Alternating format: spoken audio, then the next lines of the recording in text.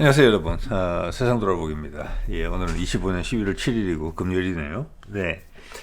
자, 오늘 지금 이런 상황이 있죠. 에이펙에 미국과 회담을 했고 관세, 국방 여러 가지 분야에서 합의를 했는데 그 구체적인 합의문이 나오고 있지 않다. 영어로는 팩트시시다. 이렇게 이야기를 하고 있는데 그중 핵심적인 것이 핵 연료 부분이에요. 그래서 이게 잠수함 부분하고 지금 연동이 돼서 이야기가 나오고 있기 때문에 또 이 분위기에 대해서 반대하는 쪽에서는 이번 이재명의 성과가 너무 많다. 이거 어떻게든 흠집을 내야 되겠다라고 반대하는 쪽에서는 이제 원잠 부분까지 물 건너가는 거 아니냐. 이런 이제 이야기, 그래, 그럴 리가 없지. 이런 분위기까지 감지가 돼요. 근데 제가 이것을 유심히 살펴보건데, 제 의견이라는 전제 하에, 이것은 경제적인 부분이다. 저는 그렇게 봅니다. 북한이 처음에는 개입되어 있나? 이런 생각도 들었거든요. 우리가 핵 농축이라는 부분이 있었기 때문에, 핵 연료 재처리 농축. 이런 부분이, 어떻게 지금 협상에서 상당히 중요하다. 약간 뜬금없죠. 예. 그런데 여러분, 제가 누누이 말씀을 드려봤던 것처럼 이 원자력 잠수함에 들어갈 그 원자로는 우리가 준비됐다는 것이 이미 어느 틈에 기정사실화 됐어요. 근데 그 원자로가 어떤 연료를 쓰느냐? 20% 이하의 핵 연료를 써요. 농축도가 20% 이하. 그것은 그냥 상업용으로 그래 되는 거예요. 전 세계 시장에서. 우리가 아마 캐나다 이런 데 수입 많이 해오는 걸로 알고 있거든요. 자, 그것은 원자력 발전소에서 쓸 수 있게 공급을 하는 거예요. 무기용은 90% 이상이거든요.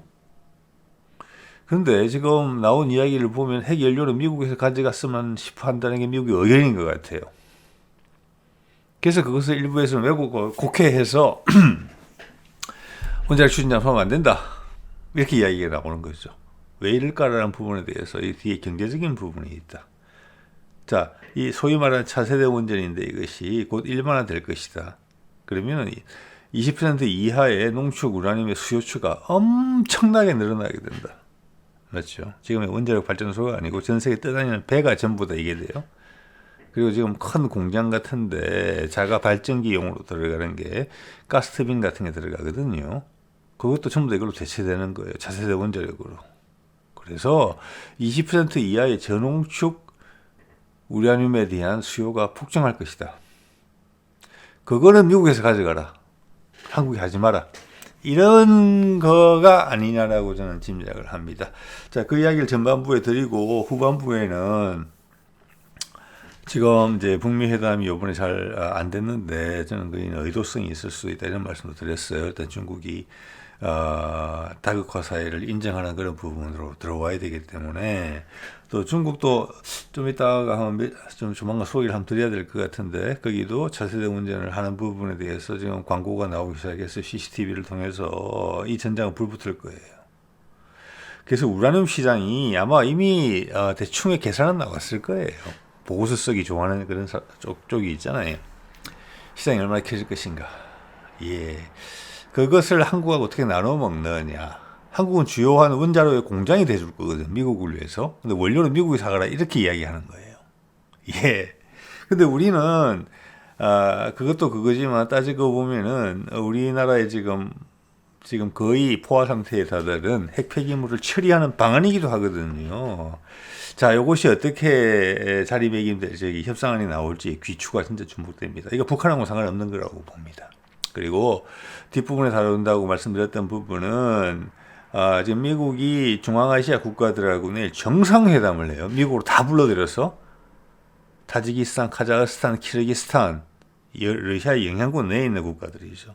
이들 중에 몇몇 대통령 5개 국가인데 몇몇 대통령 미국 방문이 처음이래요. 이게 갑자기 왜 하냐? 러시아가 오케이 하지 않고 되냐 이게? 경제적인 게 가장 큰 이유다 이렇게 이야기하고 있거든요. 자, 그래서 이 모든 것이 살아나려면은 의미는 뭐냐면은 푸틴과 트럼프가 미국과 러시아가 화해를 한다는 것이고 특히 러시아 쪽에서 CIS라고 국가라고 부르죠. 러시아 빼면 이제 C5가 되는 것인데 C5라고 부르더라고요. 미국에서는. 그것이 살아나려면 역시나 북극 항로로 연결돼야 된다. 북극 항로의 한 부분은 주력 부분은 유럽 쪽으로 오지만 러시아의 북극해를 통해서 북극해 연안을 통해서 나머지 하나는 캐나다 쪽으로 해서 북미 쪽으로 돌아갈 수 있다는 걸 여러분 다 아시는 거죠. 이제는 미국의 동해안으로 바로 접근할 수 있습니다. 물론 서해안도 접근할 수 있죠. 예. 자, 그것이 되어야만, 또 시베리아 철도망이 되어야만 이 중앙아시아 국가들에 대해서 미국의 접근성이 생기는 것입니다. 또는 남쪽으로 아프가니스탄 거쳐서 파키스탄 이런 식으로 해서 인도양으로 연결이 되든지 그래야 되거든요. 자, 이런 것이 살아 움직인다. 이것은 결국 남북 북미 소통에 있어서의 그 중요성이 더 오히려 올라만 간다. 그래서 그 분위기는 지장이 없다. 이것은 원자력 연료는 미국에서 가라. 잠수함하고 원자로는 한국에서 만들되 이거는 돈 싸움이다. 이렇게 봤습니다. 여러분 생각해 보시기 바랍니다. 제가 생각거리는 제공해 드립니다. 이거죠. 이것이 지금 논쟁이라는 거예요. 마지막까지 남은 거. 나머지 현재에 대해서 뭐 미군 철수 부분에서 또 뭐 전작권 뭐 기타 등등 아세안에 있어서의 한국의 우위를 인정하고 미국이 하던 역할을 대신 맡긴다. 기타 등등 이런 부분들 국방비 정관 다 좋아요. 중국이 다 끌려 들어와서 다자구도 안에서 이제 게임을 하게 된다. 어떤 룰에 따라서. 자, 이것은 다 미국과 한국이 합의한 내용이고 원래 했던 대로예요. 거기서 이제 북미 종전선언만 이어지면 되는 부분인데 지금 걸림돌로 작동한 것이 이거다. 이거는 원자력 잠수함과 상관은 없다. 예, 원자력 잠수함을 이번에 하게 됨으로써 세상이 차세대 원전으로 넘어간다는 부분에 있어서 그게 해상연료의 주 동력원으로 사용될 것이라는 것을 언론이 이야기하지 않기 때문에 이런 것입니다. 근데 사실은 다 이야기해주고 있긴 있거든요. 간접적으로. 자, MBC 볼까요? 선체는 한국에서, 연료만 미국에서 공급. 이게 뭐 의미가 있느냐? 우리가 지금 잠수함 기껏 해봤자 뭐 모르겠습니다. 3척에서 뭐 9척 모르겠습니다. 뭐 더 나올 수도 있죠 앞으로. 그렇지만 크게 들어가는 연료가 얼마나 되겠습니까? 그죠? 지금 원자로 같은 게 우리 1기가와트짜리가 보통 6개 정도 들어가잖아요. 한 원자력 단지 안에. 근데 이거는 기껏 해봤자 뭐 100메가와트, 200메가와트 뭐 이 정도거든요. 그리고 한번 주입해서 40년 동안 쓸 건데 이게 얼마나 큰 돈이 된다고 이걸 미국에서 사가라 그러냐. 지금 이 MBC 자막에는 처리가 안 돼 있는데 뭐라고 했냐면은 고농축 핵연료는 미국에서 공급하는 것으로 하자. 그래서 이게 안보 문제와 상관이 있는 것처럼. 자, 그렇게 되면 곡해되는 거예요. 한국이 심지어 이렇게 생각할 수도 있거든요. 한국이 핵무기 만들려고 했겠구나. 왜 이 원자로에 대한 이야기를 구체적으로 해주지 않기 때문에 그래요. 이 원자로는 20%의 농축도를 가지고 있는 핵연료를 사용합니다. 전혀 무관해요. 고작 10여 척, 뭐 기껏 해봤자 수십 척이라고 합시다. 예. 크기에 들어가는 핵연료를 팔기 위해서 미국이 이렇게 지금 협상에서 비트지는 싸움을 한다? 아니죠, 그것은. 예. 이것은 뭐냐? 이것에 이게 필요한 연료의 스케일이 엄청 커진다. 요구량이 전 세계적으로. 그걸 암시해 주는 거예요. 거꾸로. 네. 자, 옛날 김현종이 이게 20년인지 21년인지 뭐 그런 것 같습니다만은 KBS와 인터뷰에서 이렇게 이야기했죠. 핵추진 잠수함 보유계획 확인했고 이제 그게 되는 거죠. 노무현 때 시작했던 게 362 사업인가요? 365 사업인가요? 어쨌거나. 자, 그래서 어제 뭐 유용훈 이야기도 드리고 그랬는데 지금 봐서 안창호고 배치 설계가 이게 될 가능성이 크죠. 그럼 이미 설계는 다 돼 있다는 거잖아요. 원자로도 다 돼 있다. 돈만 넣으면 빨리 나오는 겁니다. 이제 제가 봐서 30대 중반까지 필요 없다고 봅니다. 즉 기본 설계는 되어 있다. 이렇게 이해가 되거든요. 5,000톤보다 훨씬 큰. 그게 지금 다 정부 관계자 입에서 나오는 이야기잖아요. 자, 오늘의 주제와 관련돼서 이게 제일 중요한 단어는 저농축 연료를 쓴다. 이거예요. 저농축 연료를 쓰려면은 차세대 고효율 원전이 돼야 된다. 이 이야기입니다. 그래서 저농축 연료를 가지고도 40년, 즉 잠수함의 수명이 끝날 때까지 연료 교체를 안 해도 된다. 이건 차세대 고효율 원전을 쓸 것이다. 우리가 개발하고 있다. 개발됐다는 자신감이 있기 때문에 이야기하는 거잖아요. 이 차세대 고효율 원전, 빌 게이츠도 관심이 있는, 러시아도 그 기술을 가지고 있는 용융염 원자료나 용융금속 원자로 중국도 시작하고 있는. 예. 자, 이 말은 전 세계 표준이 이걸로 넘어간다. 전 세계 선박이, 대형 선박이 다 이걸로 바뀐다. 에너지원이. 예. 그러면 우라늄 소요가 엄청나다. 거기서 한국과 경쟁하기 싫다라는 거예요. 미국은. 우리는 아니다. 약속을 지켜라. 이렇게 이야기하는 거야. 예. 다름 아니라고 생각합니다. 자, 계속 강조했죠. 자, 이걸 통해서 우리가 거꾸로 알 수 있어요. 이미 큰 그림은 정해졌고 땅 따먹기 하는 거예요. 경제적으로. 자, 원자로는 한국이 만들어줄 거예요. 짧은 시간에 많이 저렴하고 신뢰성 있게 만들려면 우리밖에 없어요. 미국은 우리하고 경쟁해서 안 돼요. 자, 중국도 CCTV를 통해서 이미 이야기가 나오고 있거든요. 에이펙 이후에 차세대 원전을 한다고. 이미 불 붙은 거예요. AI랑 똑같은 거예요. 그 다음 좀 있으면 수소차 이야기 나오겠죠. 수소 에너지 이야기 나오겠죠. 그래서 미국이 한국이랑 파트너가 필요한 거예요. 파워게임을 하고 있는 거예요. 자, 그건 알겠다. 너희가, 미국이 또 기술, 우리가 필요한 부분에 대해서는 상업하는 데 있어서 아마 용융염 원자료가 될 가능성이 크거든요. 상업용은. 군용은 아마 러시아 기술 기반의 용융 금속 원자료가 될 가능성이 높아 보인다는 말씀을 계속 지속적으로 드리고 있습니다. 왜 우리가 해온 게 그러니까. 여기서 핵 연료까지 미국이 욕심을 낸다라는 부분이 있어요. 욕심을 충분히 낼 수 있죠. 그럼 우리는 뭐냐? 말이 아니다. 우리나라에서 만들어서 우리도 핵 연료가 이만큼 쌓여 있는데 거기서 추출하면 엄청나게 나올 겁니다. 그러면은 우리나라에서 생산하는 선박용 원자력 원자로에 한번 충진해서 보내면 끝이거든요. 생산할 때 그걸 당연히 우리 것으로 하고 싶죠. 핵 폐기물로 줄여야 되니까.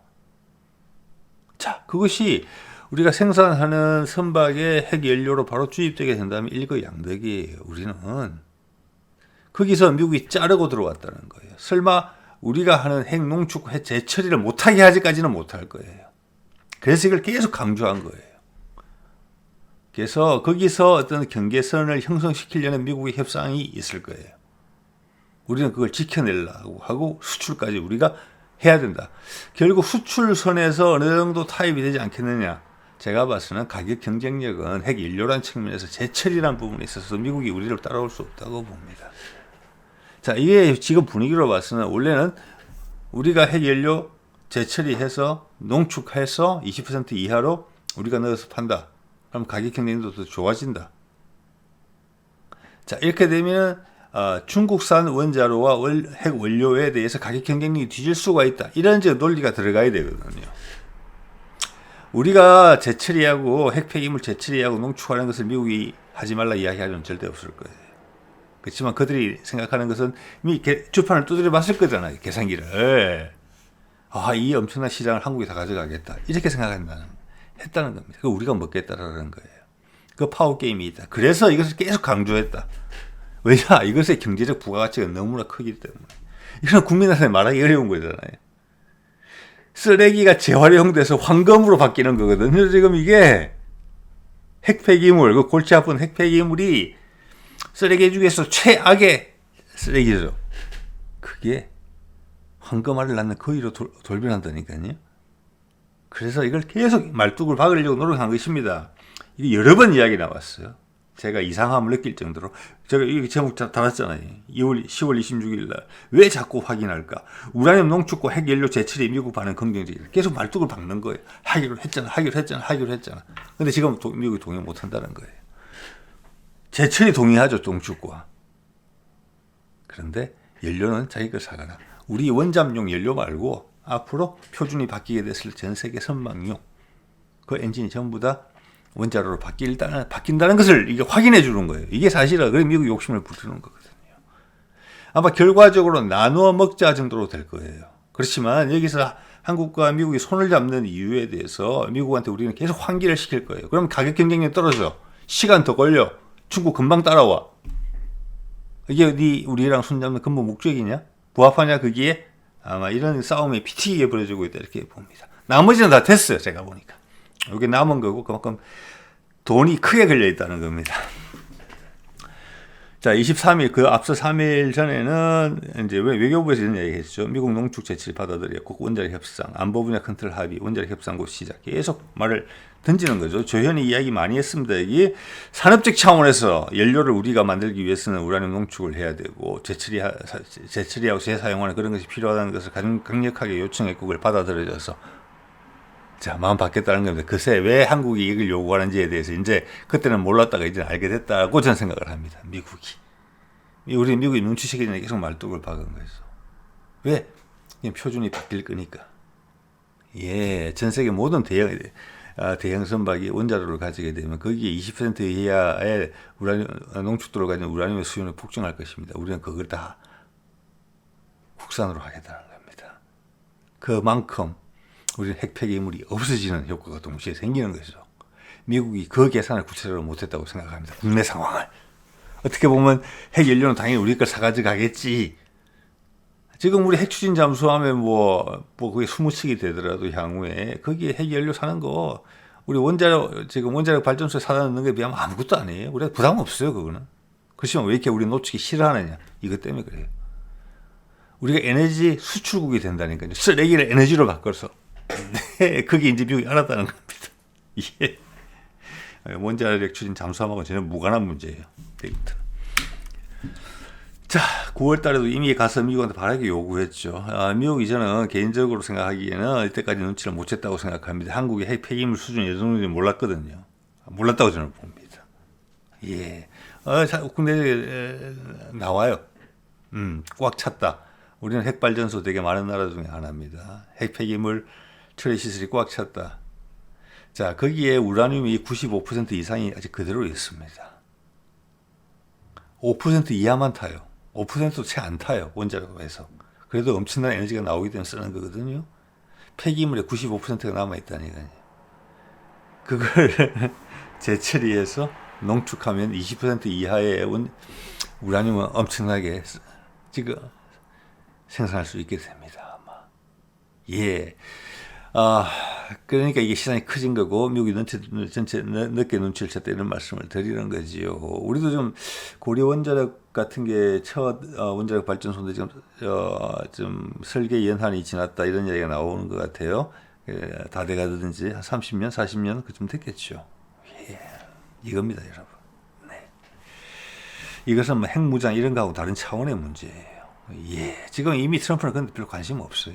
그리고 뒤에 나오겠습니다만 조만간 전 세계적인 핵 감축, 핵 군축 분위기를 확 불러일으킬 거거든요. 러시아, 미국, 중국 사이에 그리고 북한에도 그걸 활용할 거란 말이에요. 파키스탄, 이란 다 그렇기 때문에 거기서는 걱정을 그렇게 안 해요. 한국이 뭐 핵무장을 해서 지낸다 이런 이야기까지는.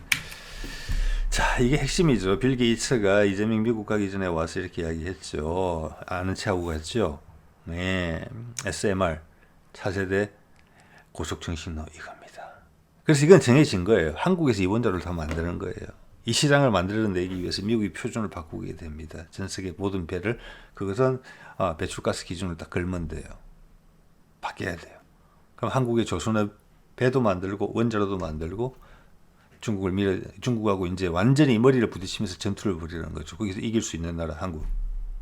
그래서 미국이 도와주는 거죠, 이렇게. 미국이 또 표준을 정하는 부분이 있기 때문에. 자, 그래서 현대중공업이라는 대기업이 여기 들어와 있는 거잖아요, 지금. 빌 게이츠가 손잡은 게. 그 문제는 연료 이야기입니다. 국내 핵 폐기물을 재처리하고 농축 못하게 하지는 못할 거예요. 예. 그러면 해외 수출되는 부분에 있어서 미국 연료가 어느 정도 들어올 수 있게 하는 선에서 이게 지금 경계선이 결정될 것 같다는 느낌이 들거든요. 예. 자, 이 정도 말씀을 드리고 이것의 지금 핵심 이슈가 뭔지 잠수함하고는 무관하다 이 말씀을 제가 드리는 것입니다. 여러분 생각해 보시기 바랍니다. 자, 이제 중앙아시아권 하나 볼까요? 네. 자, 이거 상당히 의미가 있습니다. 이것도 보면 디플로맷에서 어제 나온 기사인가요? 그제 나온 기사인가요? 우리 시간으로는 지금 내일 새벽에 미국에서 중앙아시아 5개 국가를 초청해서 정상회담을 하게 되어 있다. 예, 그게 중앙아시아 5개 국가를 C5라고 부른다. 그래서 이 정치의 포맷의 형태가 C5 플러스 1입니다. 예. 자, 그래서 이게 미국도 디플로맷 같은 이런 외교 전문지에서도 이게 C5 플러스 1이 뭐냐 도대체 이런 이야기까지 제목 딱 보시면 아시겠죠. 그래서 이게 뭔지를 몰라요. 내용도 봤는데 뭔지를 몰라요. 제가 그 내용을 보면서 이제 인상적으로 왔던 것은 이 포맷은 한 10년 전부터 있어서 2015년부터 있었던가? 그러니까 그때는 이것은 뭐냐면은 C5 국가는 지금 CIS라고 해가지고 러시아가 포함되어 있거든요. 기본적으로 러시아 영향권 내에 있는 국가들이고 내륙 국가들이죠. 지하 자원은 많이 있죠. 그리고 예전에 구소련 연방에 다 포함되어 있던 국가들입니다. 그래서 지금도 그 CIS 미팅을 규칙적으로 할 정도로, 그리고 정정이 불안하면은 러시아가 군사를 보내서 도와줄 정도로 몇 군데 나라가 그렇죠. 경제적으로도 그렇게 발전되지 못했고 전반적으로. 그래서 러시아의 영향권 내에 있는 국가들입니다. 근데 미국 여기에 손을 댔다는 것은 2015년 무렵에 당시에는 러시아를 견제하기 위함이 있어요. 예. 그 C5 국가들을 양줄타기를 만들어주는 거죠.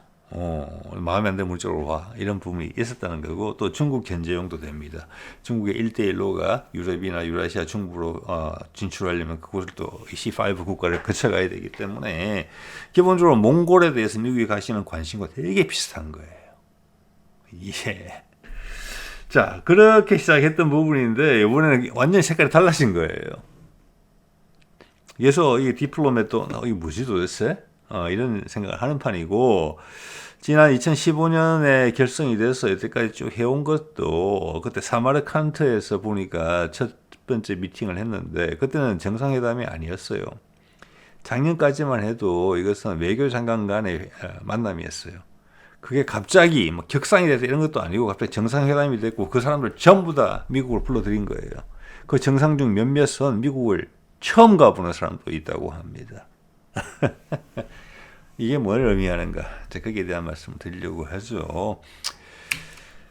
자, 그래서 미 국무부 자료를 보니까 그 5개 국가는 카자흐스탄, C5에 해당하는 국가죠. 키르기스탄, 타지키스탄, 투르크메니스탄, 우즈베키스탄. 미국이 관심을 가지는 3가지 분야가 있다. 경제, 에너지, 그 다음에 안보. 자, 오늘 마르코 루비오가 지금 이제 그 외교장관들 미팅을 계속 해왔으니까 거기를 지금 불러다가 이제 미국 국무부에서 외교부에서 이제 뭐 차관부터 해가지고 인사말을 하는 것입니다. 환영사 같은 것을 내일 대통령 회동, 우리 시간으로 내일 새벽인 것 같습니다. 예. 자, 마르코 루비오가 이야기한 부분도 이렇습니다. 똑같아요. 경제다. 그 다음에 광물 이야기를 했습니다. 뭐 히토류나 석유 같은 게 그 동네에서는 괜찮은 거죠. 그리고 향후 이제 신재생 에너지라는 관점에서 보더라도 그곳에서는 몽골하고도 거의 같은 조건이잖아요. 물론 산악이 많은 지형도 있지만 풍력, 태양력 이런 것으로서 자원국이 될 수 있는 나라들인데 인구 밀도가 낮고 국토는 넓어요. 황폐한 국토예요. 대부분 바람 많이 불고 햇볕 좋습니다. 이게 이제는 덕이 되는 세상이 됐어요. 그래서 그들이 살려면은 그들이 생산된 전력을 팔아야 되죠. 에너지 생산국이 물론 히토류 있죠. 히토류. 그러면 지금 이제 몇몇 나라들을 투르크메니스탄 같은 경우는 산유국인 것으로 알고 있습니다. 이 이야기는 몽골에도 그대로 적용이 되고 중국의 신장 위구르에도 티벳에도 그대로 적용되는 이야기들이에요. 자, 이들이 살아나려면은 일단 히토류 이야기를 물고 나오긴 하지만 핵심은 신재생 에너지라고 저는 보거든요.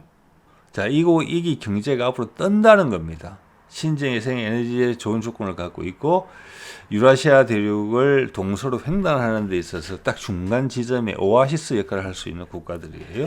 그리고 남쪽으로는 아프간 또 파키스탄을 통해서 중국을 거치지 않고 인도를 가고 이쪽으로는 가자 지구를 거쳐서 아프리카랑 연결되는 거대한 새로운 물류망의 중심축에 비슷하게 자리 잡는 국가들이거든요. 여기가 그래서 여기에서 트럼프가 전격적으로 이런 미팅을 격상시켜서 한다는 것은 러시아와의 오케이가 없으면 이게 될 수가 전혀 없는 부분이다. 자, 그리고 또한 이게 유라시아 대륙을 통해서 동해안 쪽, 그러니까 유라시아 대륙의 동쪽으로 연결망이 구축되지 않고서는, 자, 이래 되면은 얼마 전에 제가 한번 소개해드렸던 베링 해협을 건너는 지하 터널이 필요하다. 100km짜리. 아메리카 대륙과 유라시아 대륙을 연결한다는 부분, 지금 북극 항로에 덧붙여서 그런 것들이 말이 되는 겁니다. 자, 그 과정에서 몽골도 살겠지요. 시베리아 남부가 다 살겠죠. 기존의 천연자원과 더불어서. 궁극적으로는 유럽이 다 살게 되고 전 세계가 다시 연결이 되는 겁니다. 지금 유라시아 대륙이 전체 다 쪼개져 있잖아요. 각각 낱낱이. 그게 다 연결되고 살아난다는 겁니다. 그 핵심은 신재생 에너지라고밖에 볼 수 없어요.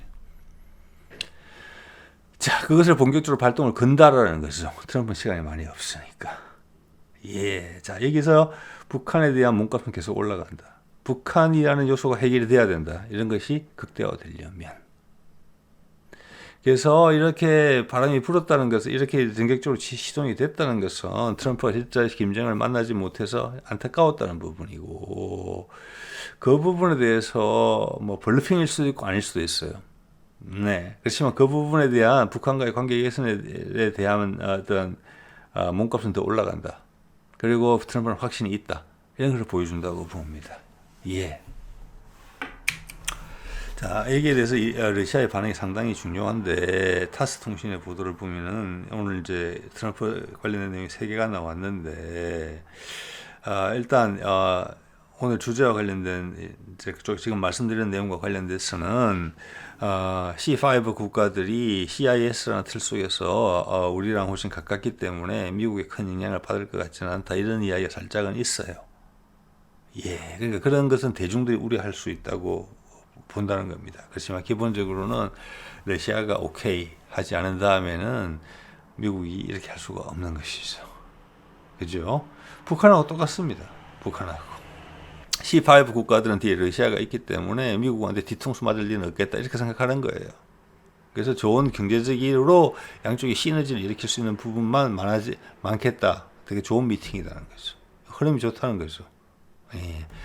자, 그리고 이런 기사들이 실려서 제일 위에 보면 미군이 동유럽에서 병력 감축을 하려고 한다. 비용 절감 때문에. 그 빈자리를 유럽이 와서 메꿀까? 못 메꿀까? 뭐 이런 정도의 이야기예요. 이것은 한반도에서 벌어지고 있는 상황과 똑같죠. 긴장을 완화시키는 것입니다. 이것은 제일 밑에 있는, 제일 아래쪽에 있는 기사 보십시오. 미국과 러시아, 중국 핵군축에 대해서 확신한다. 이게 북한도 따라 들어오는 겁니다. 이 분위기가 이렇게 깔고 가는 거예요. 이렇게. 그럼 전 세계 군축, 파키스탄, 이란, 예. 자, 우크라이나의 두 번째 뉴스는 우크라이나 분쟁의 해결을 위한 노력에 진전이 있다. 뭐 그래서 이런 말을 했고, 이것은 진전이 나머지가 잘 되는 게 진전이 있는 거죠. 제가 보기에는. 자, 이 그림을 러시아는 강조하고 있어요. 자, 이 말은 지금 뭐냐면은 C5 국가들이 미국과 미팅을 하지만 미국과 러시아가 화해하면 양쪽 다 득이 되는 거고 C5 국가도 좋다. 결과적으로 그렇게 해석이 되는 내용들로 이루어져 있어요. 이 홈페이지가 오늘은. 자, 이걸 한 번 더 환기를 시켜드리면 조금 더 확신이 드시겠죠. 금년 8월에 아르메니아, 아제르바이잔 전쟁까지 치열하게 했죠. 코카사스 산맥 바로 미치고 조지아와 함께 러시아의 남쪽을 차지하는 남쪽에 있는 완충지대고 밑으로가 터키하고 이란이 있기 때문에 러시아의 영향권 내에 있는 국가들입니다. 그 두 국가를 푸틴이 아니고 트럼프가 가서 화해시켰잖아요. 이것이 푸틴의 오케이가 없이 되겠습니까? 이게? 여기 들어오려고 했던 중국 고속도로 건설하면서 들어오려고 했는데 그거 밀려났다고 봐야 되는 거 아니겠습니까? 이거랑 똑같은 거 C5 국가도. 이런 것들이 왜 되냐? 이것은 진전이 되고 있다는 거예요. 이거에 이어서 중앙아시아 5개 국가. 중앙아시아 5개 국가가 더 중요하죠. 예. 자, 그것이 어디로 어떻게 이어질 것이냐. 북극 항로 쪽으로 이어진다는 거죠. 자, 그리고 한국에서 원자로 지금 이야기 나오는 거지 않습니까? 한국에서 원자로를 대량 생산한다니까요. 현대자동차 엔진 만들듯이 원자로가 공장에서 막 대량 컨베이어 벨트에서 대량 생산되게 되는 상황이 온 것인데, 그 생산 기지가에 북한이 포함이 돼줘야 되고, 또 그것이 물류를 통해서 전 세계로 뻗쳐져 나가야 되는데, 예. 그러면은 지금 남한이 대륙과 단절되어 있다는 부분, 또한 육지로만 단절된 게 아니라 북한과의 적대 관계가 지속이 된다면은 북극 항로의 안전도 담보되지 못하고 활성화가 되기 어려울 거예요. 맞죠? 언제 무슨 일이 발생할지 모르는데, 후티의 홍해처럼 될지 모르는데, 그런 거에 대한 어떤 압박 카드라고도 볼 수 있다. 확신을 한다. 이런 부분으로 해석이 될 수 있어요. 예. 자, 오늘 이 정도까지 제 생각을 말씀드려 보겠습니다. 네.